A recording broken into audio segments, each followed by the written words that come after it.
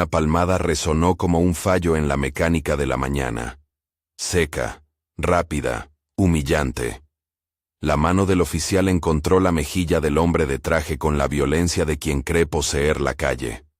Las gafas saltaron en un arco de vidrio y se hicieron añicos sobre el asfalto. Un hilo fino de sangre brilló en la comisura donde la piel cedió. Alrededor, los teléfonos se alzaron como pequeñas antenas. Las pantallas comenzaron a encenderse, y en cuestión de segundos, una docena de planos distintos registraron el mismo instante desde ángulos imposibles. La palma, la caída de las gafas, la expresión inalterable de quien recibió el golpe. Era casi media mañana. El reloj de la cafetería en la esquina marcaba 8:52 AM, en letras diminutas. Una señora mayor se llevó la mano al pecho, incrédula. Un repartidor detuvo su bicicleta. Un niño que esperaba el autobús dejó escapar una exclamación que sonó más alto de lo que debería. Nadie se movió por un segundo que pareció eternizarse, como si el tiempo hubiera decidido mirar. A 20 metros, el oficial con la placa 4K471 permaneció rígido, aún con la mano extendida. Su uniforme formaba un rectángulo sobrio contra el sol de la mañana. Sus ojos, sin embargo, estaban fuera de foco, no por sorpresa, sino por algo que se parecía más a una pérdida de referencia, a la velocidad con la que la realidad reescribe un guión que uno daba por seguro. Los murmullos comenzaron a hacerse audibles. Alguien gritó, «¿Qué haces? ¿Qué te pasa?». Otros aprietan el teléfono con el pulgar entrevisto sobre la pantalla como quien sostiene una prueba. En otra pantalla, un contador se movía. 300, 800, 5000. Un joven con una gorra al revés, James Wright, había apuntado su cámara hacia Quinta y Main para retransmitir sin más pretensión que documentar el pulso de la ciudad. En 5 minutos su emisión, que empezó con unas pocas decenas de curiosos, se convirtió en un imán. La voz de James, sorprendida, decía solo lo esencial. ¿Acaban de ver eso? Ese tipo acaba de... Mientras su chat explotaba, los números subían, y el tráfico de la plaza se volvió un telón de gente que miraba no solo frente a ellos, sino hacia miles de ojos en línea. El hombre que había recibido la bofetada no se desplomó. Se tocó la mejilla con la calma con que se revisa un documento. Había una marca roja que se inflaba, y los fragmentos de sus gafas reposaban sobre el asfalto con la delicadeza de algo que acaba de morir. Su traje era caro, su corbata, perfectamente anudada. Había algo en su compostura que no se rompía con el golpe. Mantuvo los ojos fijos en el oficial, como quien evalúa una pieza defectuosa para saber si merece reparación o reemplazo. La escena fue clara y violenta, pero no gratuita. Cada detalle contaba una historia. La mano que golpeó, la placa 4K471, la esquina, Fifth and Main, el horario, 8:52 AM. Los teléfonos que convertían el acto en evidencia. En un ecosistema donde la visibilidad es a menudo la única justicia posible, ese segundo fue el catalizador. Si esa bofetada hubiera sido el final, habría sido solo una agresión más. Pero nadie, ni el más incrédulo entre los testigos, podía prever la siguiente respiración del hombre de traje. Lo que sucedió después, dejó congelado al agresor y puso en movimiento fuerzas que la ciudad no podría ignorar. Si esta historia empieza a resonar contigo y quieres seguir cada paso, suscríbete para recibir actualizaciones. No es solo el relato de un día, es la crónica de cómo la cámara y la comunidad cambiaron el curso de unos pocos segundos. 30 minutos antes, la mañana tenía otra textura. Dr. Jonathan Rivers salió de un hotel discreto con la calma propia de quien sabe que una etapa de su vida empieza en esa jornada. Había sido invitado a tomar un cargo que llevaba años gestándose en los pasillos, Chief of Police, un nombramiento que él aceptaba con la mezcla de orgullo y responsabilidad de quien entiende que los títulos no curan heridas, pero pueden abrir puertas. Su carpeta contenía 2 elementos que le daban vértigo: un diploma de Harvard en el interior de una funda protectora y una carta de nombramiento sellada con la tinta institucional. Los rayos de sol le rebotaron en la placa dorada que no llevaba. Aún no había asumido oficialmente. Las ceremonias y trámites estaban programados para esa tarde. El traje, la voz medida, la cita prevista con la ciudad. Poco en su mañana olía a tensión. Antes de salir, había encadenado una cadena de pequeños rituales. Un café negro, una revisión rápida del itinerario, un mensaje a su equipo con instrucciones para la reunión de la tarde. Le gustaba la puntualidad. Le molestaba la improvisación que no tuviera propósito. En su bolsillo llevaba la credencial que le habían entregado unos días atrás, una identificación profesional que todavía tenía plástico sin doblar. Algo que hoy no pensaba mostrar en la acera de Quinta y Main. En paralelo, el tenis de la madrugada guardaba otra historia. Officer Bradley Thompson se subió a la patrulla con una costumbre que ya era rutina. Comprobar el chaleco, ajustar la radio, la mirada de quien se cree dueño del tiempo y del espacio que patrulla. Thompson conocía esas calles como quien memoriza las esquinas de un mapa propio. Llevaba la placa 44471 pegada al pecho, un número que en sus interacciones anteriores había sido, para algunos, sinónimo de control, y para otros, de abuso. En su archivo había informes, no todos concluyentes, algunos resueltos con advertencias administrativas, que señalaban quejas por trato áspero. No era un expediente limpio, pero tampoco era inédito. En la patrulla, el silencio era un compañero cómodo. La ciudad, a través de la ventanilla, parecía un tablero donde él decidía las piezas a mover. Esa mañana, 30 minutos antes del choque, Thompson recibió un aviso de tráfico. Un vehículo de aspecto sospechoso rondaba la zona este. La descripción era vaga, la orden no imperativa. Sin embargo, Thompson interpretó la señal como permiso. Su intuición policial tenía un sesgo cuya naturaleza no iba a cuestionar hasta que la ciudad la obligara a hacerlo. Para él, la decisión era clara. Si veía algo que no encajaba, detenerlo. La interpretación de lo que no encaja iba a marcar el resto de la jornada. En el café de la esquina, María Santos servía a sus primeros clientes. Dueña de una tiendecita familiar, conocía a casi todos en la cuadra. Sabía que los cambios en la comisaría podían afectar el ritmo de la vecindad. Cuando vio a Rivers caminar con el gesto del nuevo nombrado, sintió una mezcla de esperanza y ansiedad.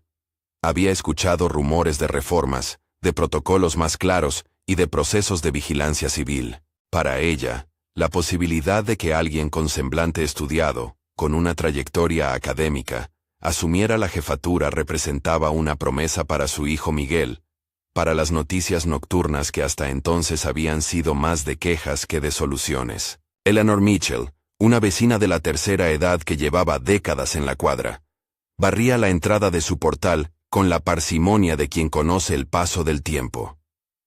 Al ver a Thompson pasar por la esquina con la mirada dura, frunció una ceja. Había visto dúplices del mismo patrullaje a lo largo de los años. A veces protector, a veces excesivo. La memoria de Eleanor era larga, y sabía anotar en su cuaderno mental cada gesto que pareciera fuera de lugar.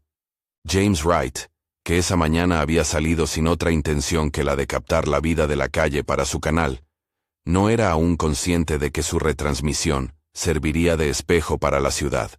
Su cámara captaba, sin juicio, el latido urbano, una pareja que discutía, una furgoneta que dejaba carga, el zoom ocasional a una placa municipal. Cuando sus espectadores comenzaron a crecer, él pensó que quizá algún contenido con chispa le proporcionaría minutos extra de audiencia. Nadie en su pequeño equipo podía adivinar que esa chispa sería la bofetada que cambiaría la narrativa local. La parada parecía ordinaria en su inicio. Thompson hizo la señal. Los intermitentes destellaron. El coche de Rivers obedeció. Pero la normalidad fue una máscara que se rasgó en segundos. Thompson se aproximó con una rigidez profesional que pronto se convirtió en un despliegue de poder innecesario. Preguntas que no pedían respuesta. Órdenes que sonaban más a humillación que a procedimiento. Revisó la documentación de manera improvisada. Sus manos se demoraron en los detalles de la matrícula, en la marca del vehículo, en razones que no tenían relación con una infracción clara. Los testigos comenzaron a grabar. María apartó un recipiente con pan. Eleanor se asomó con su teléfono en la mano. James afinó el encuadre, y otras 12 personas, Casi de forma instintiva, apuntaron sus cámaras hacia la escena. ¿Por qué me registran?, preguntó Rivers, con la voz templada de quien sabe que una mañana puede convertirse en un tribunal de miradas. Routine check, contestó Thompson en un inglés directo, dejando la frase corta como sello autoritario. No había justificación clara en la conversación. La razón real parecía flotar en un prejuicio que Thompson no se molestaba en ocultar. En los minutos que siguieron, las grabaciones acumularon frases que nerviaban la verdad. Comentarios laterales de Thompson que sugirieron que buscaba algo fuera de su relato oficial.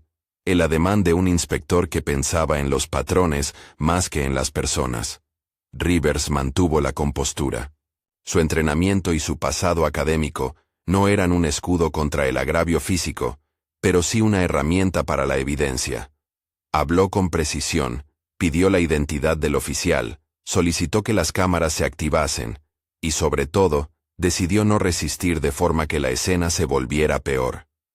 Algo en la secuencia del registro parecía estar mal. La cámara del cuerpo del oficial, que según protocolo debía estar activada en toda interacción con el público, no mostraba señal en el video que después sería analizado por investigadores. Thompson alegó más tarde que la cámara había fallado. Esa ausencia, en la era de la documentación, no neutralizó el relato, lo hizo más complejo. La ciudad tendría que mirar a través de otras lentes para reconstruir el hecho. Mientras tanto, las cámaras ciudadanas cubrían el vacío. Los espectadores en línea empezaron a preguntar entre ellos. En el chat de James, un usuario escribió: ¿por qué no pide identificación? ¿Qué busca? Otro comentó: ¿se le pueden pedir las razones legales de la parada? En pocos instantes, la retransmisión que había empezado como un fragmento urbano, acumuló testigos digitales que no estaban en la acera, pero que, por su número, alteraban la percepción del conflicto.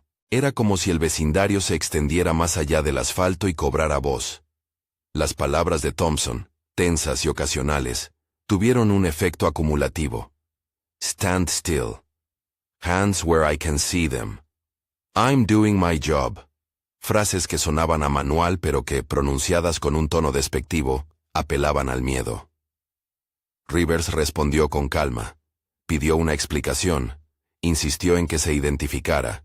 Solicitó que cualquier registro se hiciera conforme a la ley. No buscaba pelea. Buscaba que la ley se aplicara con exactitud. Entonces, llegó la bofetada. No fue un arrebato aislado. Fue el producto de microdecisiones que culminaron en un acto físico que buscaba imponer jerarquía. La palma tocó la mejilla de Rivers, con una violencia ceremoniosa. El golpe reescribió la situación en términos de cuerpo. La distancia entre uniformado y civil se transformó en una lesión que cualquiera podía verificar. En el suelo, la lente que acompañaba a James registró el reflejo de la placa bajo el sol, el número 4.471. Y la caída de las gafas. Durante un latido, nadie entendió que ese impacto sería el agujero por el que saldría la verdad. Thompson se esperó a sí mismo una tarea cumplida. Sin embargo, no contaba con la serenidad de quien había pasado su vida revisando protocolos y leyes. Rivers, con la sangre en la comisura, no gritó, no forcejeó. En su lugar, buscó algo en su bolsillo. Y entonces, con la calma de quien tiene una llave, mostró una credencial que brilló más que la placa ajena, su identificación profesional, la que certificaba su próximo rol con la ciudad. Los murmullos crecieron. No puede ser. ¿Es él? En la pantalla de James, el contador que había marcado 5.000 subidas se disparó. 20.000 voces comenzaron a probar la incredulidad. Thompson, en ese mismo segundo, dejó de moverse. Su rostro, acostumbrado a ordenar, perdió el hilo. La bofetada, que antes le dio control, ahora le dejó inmóvil. La realidad que él había moldeado con su voz encontró un nombre de frente. Dr. Jonathan Rivers, el hombre que iba a ser el nuevo Chief of Police. El tiempo se fracturó en dos, antes y después del instante en el que la credencial fue expuesta. La multitud, la de la esquina y la de la red, cambió de banco emocional. Para algunos, El golpe fue la confirmación de un patrón. Para otros, la revelación de una ironía brutal. Alguien que representaría el cambio había sido humillado por quien debía proteger. Thompson miró la placa en su pecho, luego la credencial que Rivers sostenía. La confusión le atravesó como una corriente inesperada. Su respiración se hizo perceptible, más que en el acto, en la pausa que siguió. Ese momento fue el que congeló su mundo, la impotencia de quien, pese a llevar uniforme, se encontraba desorientado ante la evidencia. En las grabaciones, la secuencia fue nítida. Rivers no pronunció palabras inflamatorias, simplemente habló con la voz de quien tiene derecho a la decencia. Dijo, con calma, y sin necesidad de enfatizar, «Soy Dr. Jonathan Rivers, voy a ser su jefe». No fue una amenaza, fue una constatación que desarmó la escena. La frase cayó como una tablet de cristal en un estanque. Las ondas fueron las reacciones, escupiéndose en todas direcciones. Algunos testigos lloraron, otros aplaudieron, otros permanecieron mudos. María, con lágrimas en los ojos, sostuvo el teléfono como quien guarda una confesión. Eleanor cubrió su boca con la mano por la sorpresa. James, respirando fuerte, repitió en el micro. «Lo acaban de ver todos. Es el que iba a ser jefe».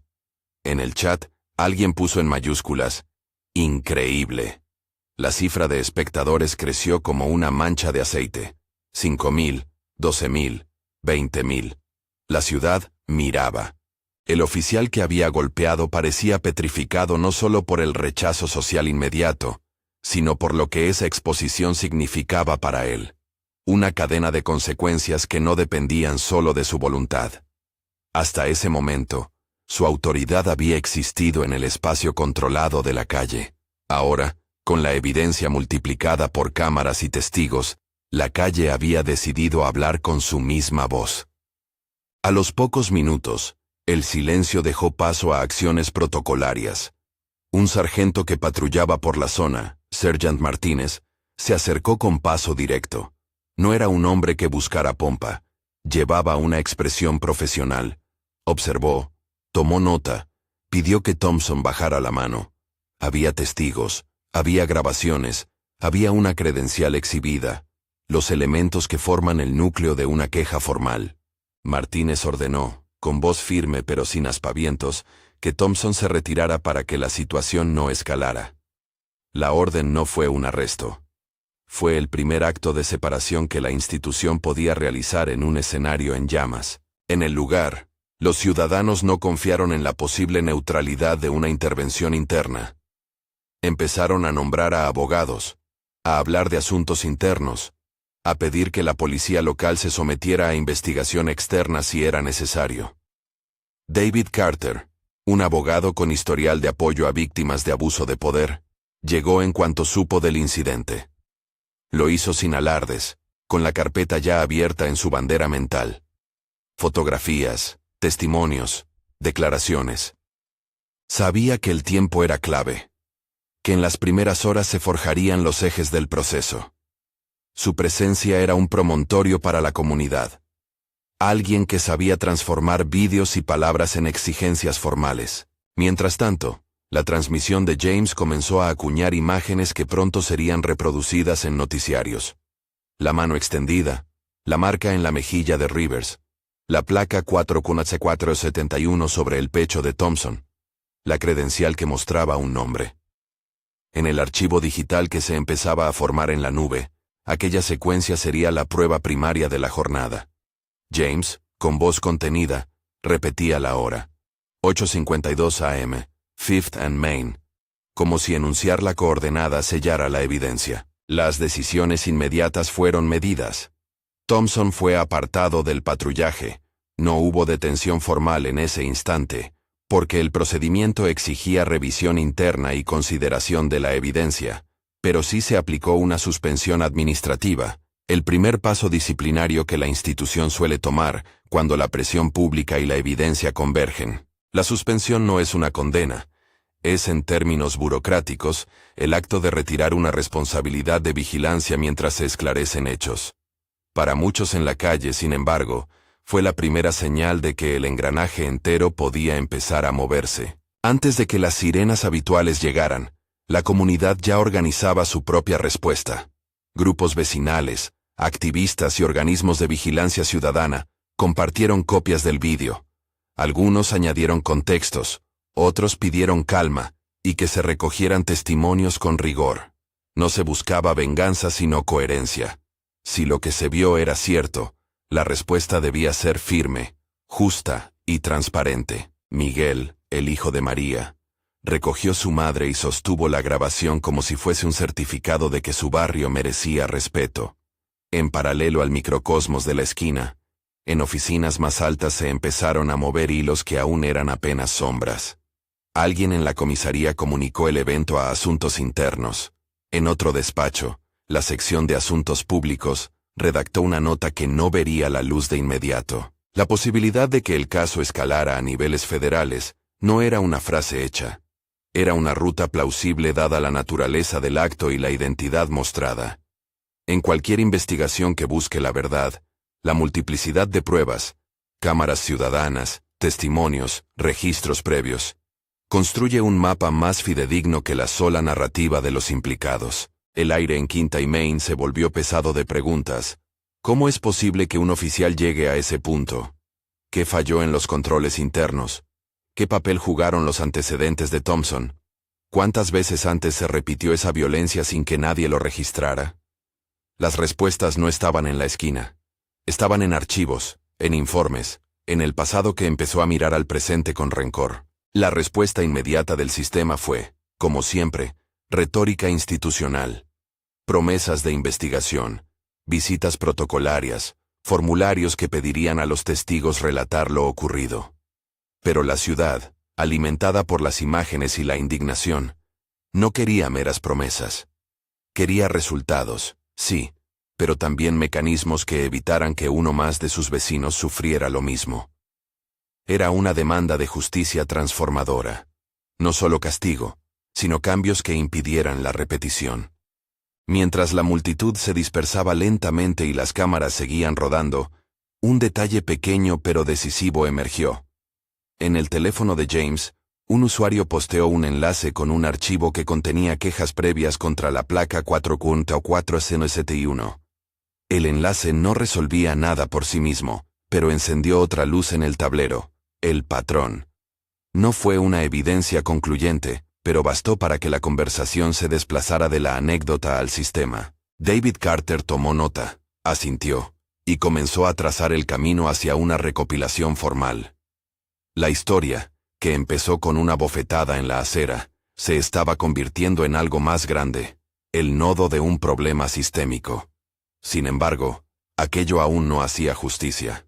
Era, en el mejor de los sentidos, el primer acto de una larga escena que exigiría más trabajo, más rigor y más coraje.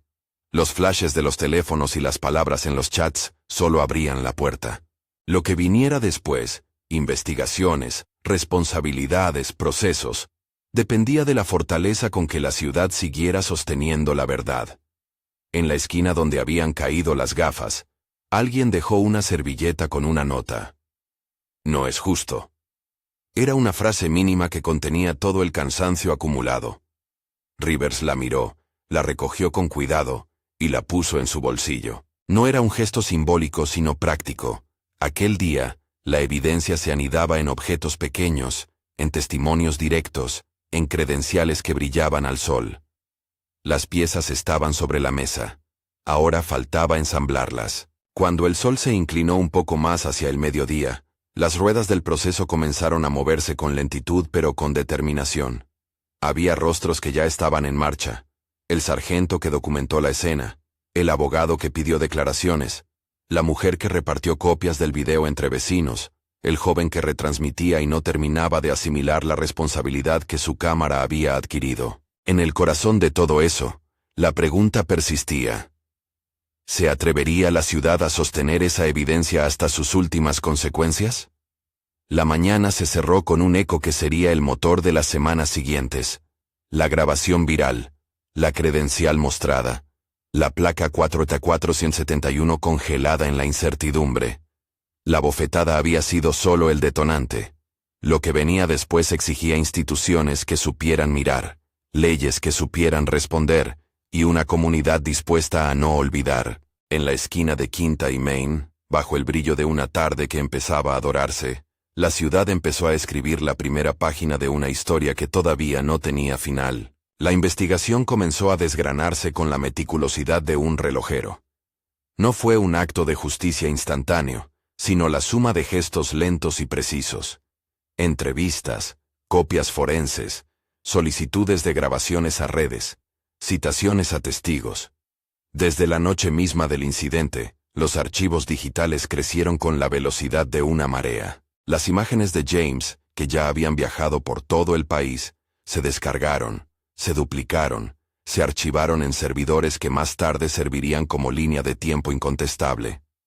En las primeras 48 horas, el equipo de David Carter logró reunir no solo el vídeo principal, sino testimonios escritos de quienes habían visto la escena en vivo, capturas del chat, y el enlace que relacionaba quejas previas con la placa 4 Taiko 471. Esa acumulación de piezas pasó de ser evidencia improvisada a un dossier con nombre y peso.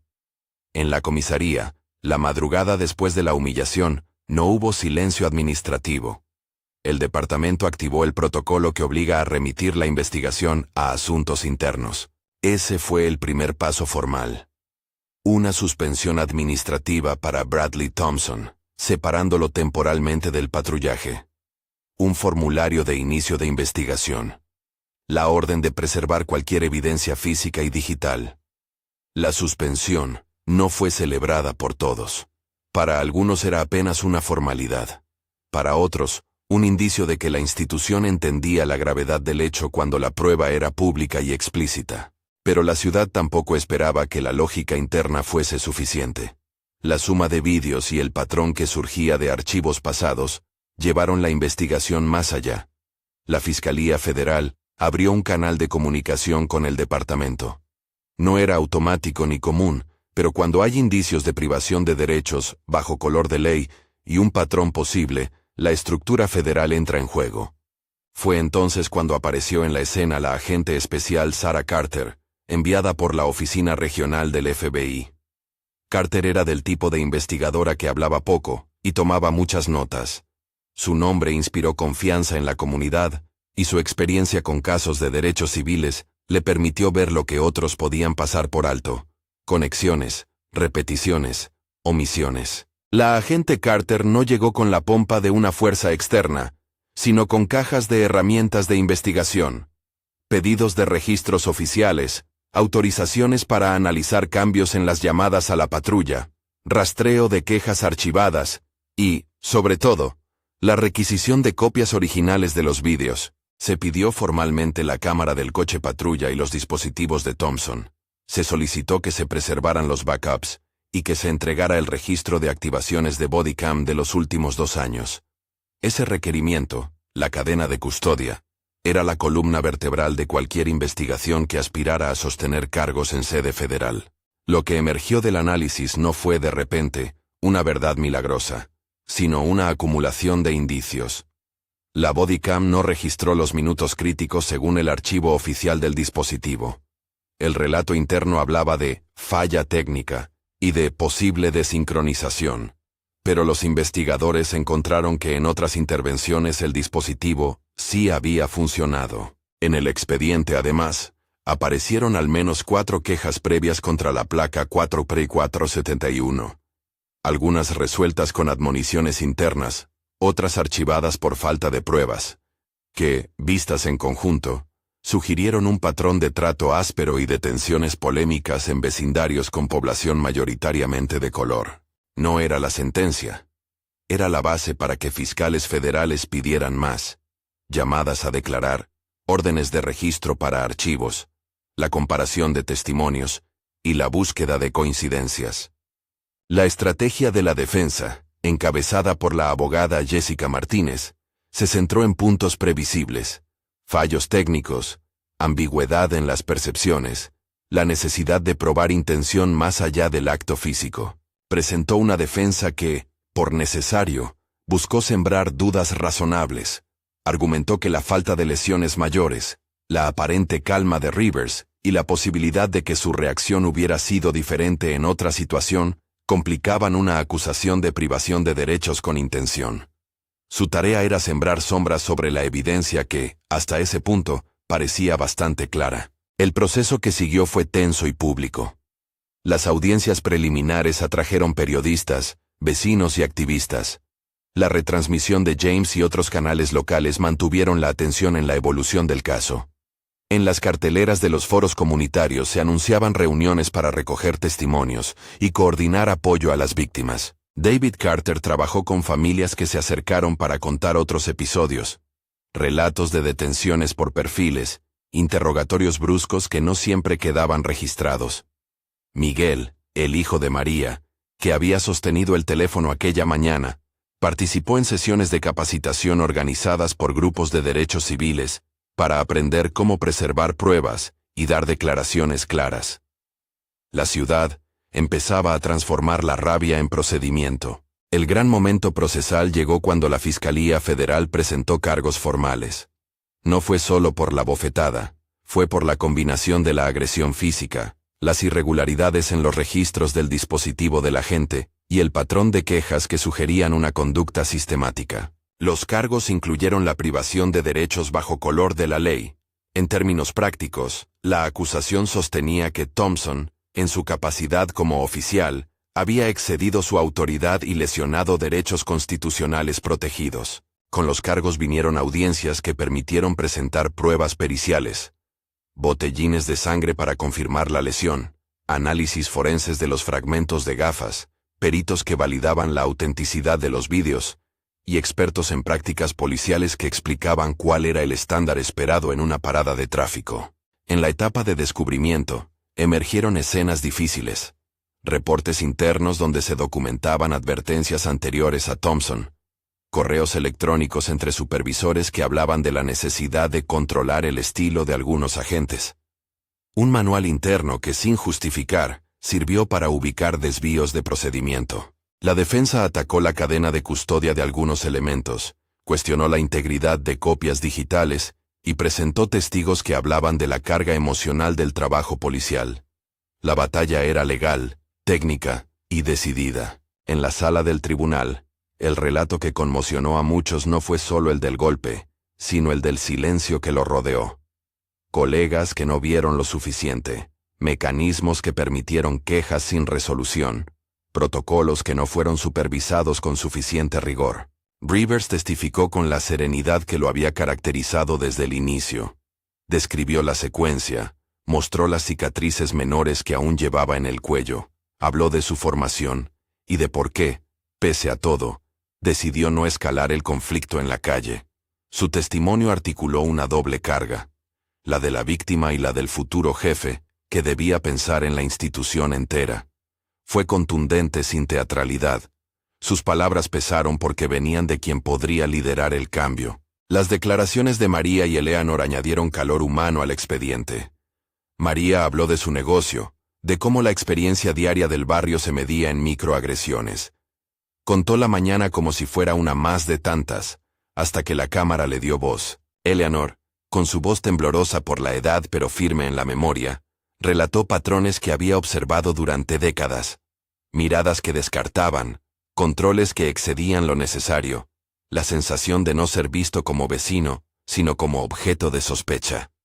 Sus palabras no fueron retóricas, fueron piezas que unieron el incidente puntual con la trama social que lo hacía posible. El turno de la defensa incluyó testigos expertos policiales, que describieron la presión del patrullaje, las decisiones split second y el riesgo percibido. Se intentó argumentar que la acción, aún desmedida, no probaba intención de violar derechos constitucionales. Pero el que rompió la barrera de la incredulidad de algunos jurados fue, paradójicamente, el propio patrón. La suma de episodios previos, la consistencia en quejas y la ausencia de explicación técnica convincente para la falla de la bodycam durante la interacción central. Hubo momentos cinematográficos en el proceso. Las proyecciones en la sala mostraron, sin edulcorantes, el video de la bofetada en varios ángulos. El jurado observó la secuencia una y otra vez. En la grada, Ciudadanos que habían presenciado la escena compartieron miradas con los fiscales. Por su parte, Thompson mantuvo la compostura que le exigía su defensa. Su rostro era una máscara que ocultaba la mezcla de arrepentimiento, resistencia y miedo a lo que vendría. Al final del juicio, el veredicto fue de conformidad con lo que muchos esperaban. El jurado encontró a Thompson culpable de violar los derechos civiles del Dr. Jonathan Rivers. La sentencia, dictada por la jueza Patricia Williams, reflejó la gravedad del abuso de autoridad y consideró factores agravantes: el uso de la violencia física en un procedimiento rutinario, el patrón probado por medio de quejas anteriores y el daño social generado por ese abuso. Williams pronunció una sentencia que incluyó tiempo de privación de libertad, proporcional al delito y conforme a la ley, y la pérdida de ciertas prerrogativas administrativas, suspensión definitiva del ejercicio policial y la recomendación de revocación de su certificación profesional. Además, la resolución judicial ordenó la restitución a las víctimas afectadas en la dimensión simbólica y material, abriendo la puerta a demandas civiles que buscaban reparación. La condena fue un hito, pero no la conclusión del relato. En paralelo al proceso penal, las manos de la ciudad se movieron para transformar el dolor en políticas. La presión social, articulada por activistas y por la propia administración que Rivers iba a liderar, dio lugar a una serie de reformas institucionales. Rivers, ya asumido formalmente como Chief of Police, tras un proceso que combinó su nombramiento y su propia decisión de subirse al desafío institucional, puso en marcha una agenda centrada en transparencia y prevención. Las primeras medidas fueron concretas: obligación de activación de cámaras corporales, con sanciones claras para quienes las desactivaran sin causa justificada. Protocolos de retención de datos para evitar fallos inexplicables. Supervisión externa combinada con un comité ciudadano con representación diversa para revisar quejas y políticas. Se creó un fondo de indemnización para vecinos que hubieran sido objeto de abusos demostrados, financiado parcialmente por demandas civiles y en parte por una asignación presupuestaria aprobada por el ayuntamiento tras las protestas y las audiencias públicas.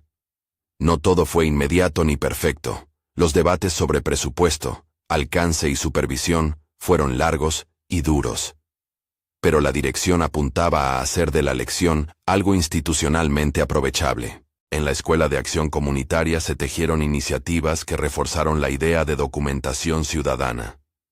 Grupos de vecinos y organizaciones no gubernamentales impartieron talleres sobre cómo grabar atendiendo a la ley, cómo preservar la cadena de custodia digital, cómo redactar declaraciones y qué autoridades contactar. Se establecieron puntos de formación en bibliotecas y centros cívicos. Miguel, que años atrás había sostenido el teléfono de su madre, recibió una beca para estudiar comunicación en el programa que emergió del Fondo de Reparación. El gesto simbólico se transformó en oportunidad real. La beca llevaba su nombre como Testament to Resilience y serviría para que otras voces jóvenes aprendieran a usar la tecnología como herramienta cívica. La revisión de políticas internas también incluyó formación obligatoria sobre sesgo implícito, cursos prácticos de desescalada y nuevos mecanismos de supervisión que ya no dependían exclusivamente de jerarquías internas. Se incorporaron auditorías periódicas por parte de comités externos y se revisó el sistema de evaluación de oficiales para quejas repetidas no cayeran en el olvido administrativo. Se definieron protocolos más estrictos para la activación y el mantenimiento de la tecnología.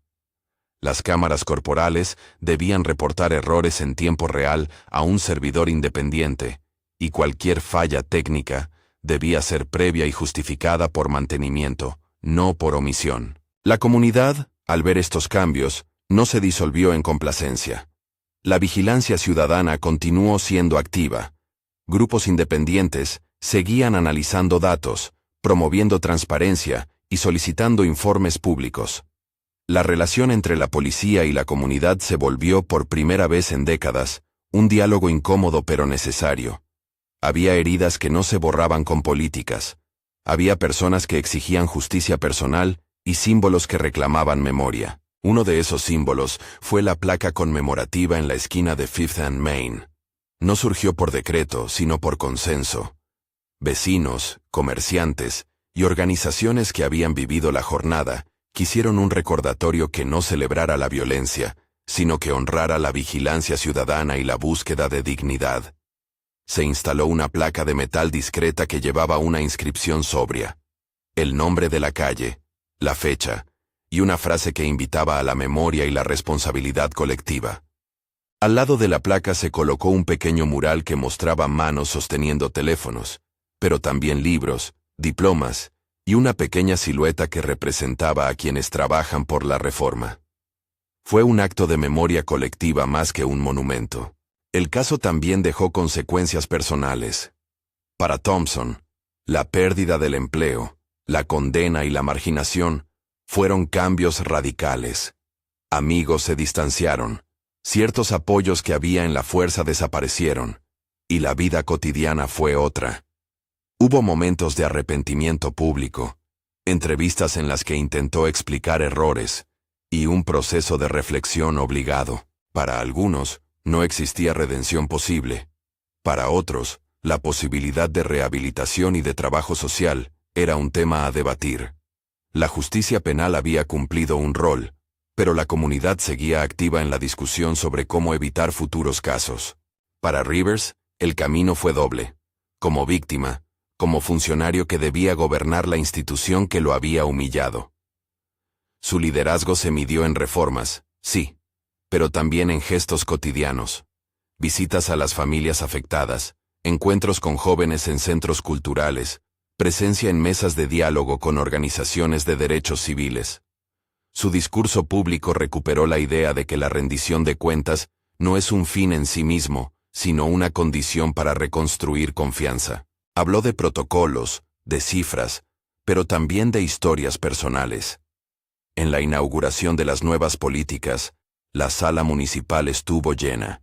Vecinos que habían participado en la recogida de pruebas, representantes de la Fiscalía Federal, la agente Sarah Carter, el abogado David Carter y familiares de víctimas.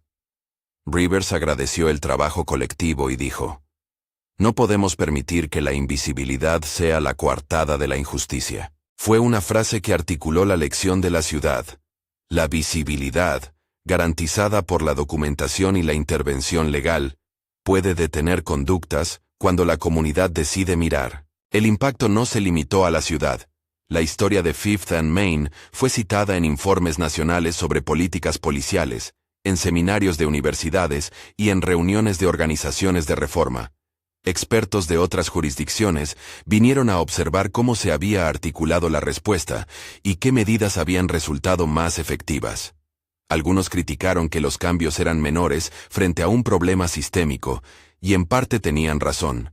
La reforma es un trabajo de largo aliento, pero la suma de la evidencia, de la acción judicial y de la movilización ciudadana demostró que la confluencia de tecnologías simples, un teléfono, una transmisión en directo, y la determinación de vecinos pueden crear momentos de cambio. Con el tiempo, se abrieron demandas civiles que culminaron en acuerdos de reparación y en la creación de un fondo.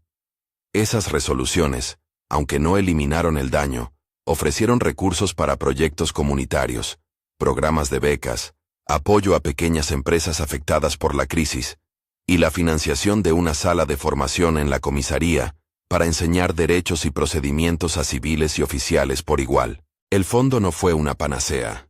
Fue un instrumento que, bien gestionado, permitió que algunas sonrisas volvieran a los rostros de quienes habían quedado expuestos por años de negligencia. Años después, Fifth and Main seguía siendo la esquina donde las mañanas tenían más cuidado. La placa y el mural fueron limpiados con regularidad. Las cámaras corporales formaban parte del uniforme cotidiano. Las reuniones comunitarias, antes esporádicas, se volvieron rutinarias. Las cifras de quejas contra la policía comenzaron a bajar gradualmente cuando se consolidaron las medidas de supervisión. La tasa de resolución de quejas aumentó, porque ya no quedaban enterradas en papeles sin seguimiento. Nada de eso fue instantáneo ni perfecto, pero la progresión era tangible. En un acto sencillo, celebrado en el primer aniversario del incidente, se organizó una pequeña ceremonia en la esquina. Rivers, ya consolidado en su cargo, pronunció unas palabras que fueron acogidas con silencio respetuoso. Habló sin triunfalismos. Reconoció errores institucionales heredados, agradeció a quienes habían documentado y exigido verdad, y recordó que la vigilancia no equivale al odio, sino a la responsabilidad compartida. Miguel, que había completado parte de sus estudios con la beca, leyó un fragmento sobre la importancia de transformar la indignación en conocimiento. María, con la voz contenida, dijo que su tiendecita había recuperado algo más que ventas. Había recuperado la sensación de ser uno más, de ser vecino y no sospecha. Hubo quienes objetaron que la exposición mediática había acelerado procesos que debieran operar sin ello. Otros defendieron el protagonismo ciudadano como el único medio posible para garantizar que la evidencia no quedase en un cajón. La discusión siguió siendo saludable. La democracia se alimenta de tensión y supervisión. El balance, para muchos, fue que la transparencia no sustituye el debido proceso, pero sí lo obliga a ser real. En lo personal, la relación entre Rivers y la comunidad no fue siempre fácil. Dirigir una institución que había sido cuestionada por su propia víctima implicó tensiones, resistencia interna y retos administrativos. Pero su liderazgo se pudo medir en su capacidad de escucha y en decisiones que parecían simples pero decisivas. Aceptar auditorías externas, promover ascensos basados en desempeño ajustado por respeto a derechos, y sostener el financiamiento para programas de educación y reparación. No fue una restauración limpia ni sin cicatrices, pero sí fue progresiva. La historia de la bofetada en Fifth and Main terminó siendo para la ciudad una lección sobre la complejidad de la rendición de cuentas. La justicia penal tuvo su papel. Fue necesaria y proporcional en el caso de Thompson. Pero la reparación fue más amplia y requirió la suma de política pública, activismo, litigio civil y pedagogía cívica. El episodio mostró cómo la documentación ciudadana puede convertirse en catalizador de cambio, pero también dejó claro que la sostenibilidad de las reformas exige vigilancia continua y recursos. Años después, en una entrevista que circuló por redes, la agente Sarah Carter recordó la eficiencia del trabajo colectivo. Nos dieron lo que necesitábamos para investigar, pruebas y voluntad. Pero lo que realmente movió la balanza fue la comunidad que no aceptó la versión fácil. David Carter, desde su despacho, dijo que los abogados no crean justicia por sí solos, la crean cuando la ley se pone al servicio de hechos verificables y de víctimas que no son silenciadas. María, en una conversación más íntima, comentó que lo más valioso fue recuperar la tranquilidad para Miguel, ver que su barrio tenía oportunidades y que su tienda era tratada con respeto. La esquina donde habían caído las gafas quedó, con el paso de los años, como un espacio de memoria activa. No solo recordaba el golpe, sino la reacción colectiva. Los teléfonos que se alzaron, los vecinos que protestaron, las voces que exigieron investigación y las manos que firmaron peticiones. Fue un recordatorio constante. La democracia exige atención y cuidado. No basta con leyes bien escritas, si no hay actores que las hagan valer. La última escena de la ciudad antes de cerrar el relato es íntima. Una tarde templada, gente que pasa, una madre que empuja un cochecito y que mira la placa con un gesto de reconocimiento. Un joven que se aproxima al mural y deja una flor. Un oficial nuevo que saluda con respeto a los comerciantes. No hubo exhibiciones triunfales ni discursos grandilocuentes, solo una sensación de que la comunidad había heredado la voluntad de mirar. Y esa voluntad, sostenida en instituciones que aceptaron cambiar, fue la protección contra la repetición. Si hay una lección final, es que la rendición de cuentas rara vez es automática. Se construye con pruebas, con procedimientos, con la intervención de fiscales, con la vigilancia de la ciudadanía, y con la decisión moral de líderes capaces de transformar el dolor en política. La bofetada dejó una marca visible, y otra, más profunda, que fue el inicio de reformas que pretendieron hacer de la policía un reflejo más fiel de la ciudad a la que sirve. No fue una cura definitiva. Fue un paso que demostró que, cuando la evidencia se reúne y la comunidad actúa, la justicia puede avanzar. Comparte esta historia con quien debería saber cómo documentar un abuso y a quién acudir. En la descripción encontrarás recursos sobre cómo grabar una interacción con la policía de forma segura, a quién denunciar y organizaciones que ofrecen apoyo legal y psicológico. No dejes que la invisibilidad cubra la voz de nadie. La memoria y la acción son las herramientas con las que se construye la responsabilidad.